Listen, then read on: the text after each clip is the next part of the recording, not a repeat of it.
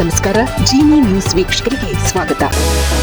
ರಷ್ಯಾದ ಅಧ್ಯಕ್ಷ ಪುಟಿನ್ ಭೇಟಿಗಾಗಿ 40 ನಿಮಿಷ ಕಾದಿದ್ದಾರೆ ಪಾಕ್ ಪ್ರಧಾನಿ ಶೆಹಬಾಜ್ ಷರೀಫ್. ವಿಶ್ವ ವೇದಿಕೆಯಲ್ಲಿ ಮತ್ತೊಮ್ಮೆ ಮುಖಭಂಗವಾಗಿದೆ.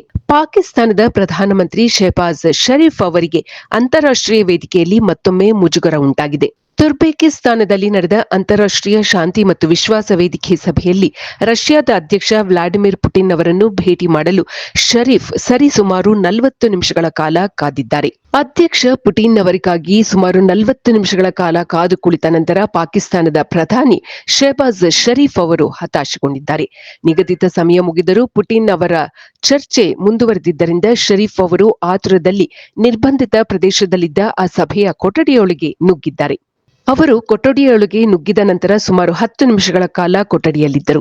ನಂತರ ಅಲ್ಲಿಂದ ಹೊರಬಂದಿದ್ದಾರೆ. ಒಬ್ಬ ಪ್ರಧಾನಮಂತ್ರಿಯ ಈ ನಡವಳಿಕೆ ಅಂತಾರಾಷ್ಟ್ರೀಯ ಶಿಷ್ಟಾಚಾರದ ಉಲ್ಲಂಘನೆ ಎಂದು ಹಲವರು ಅಭಿಪ್ರಾಯಪಟ್ಟಿದ್ದಾರೆ.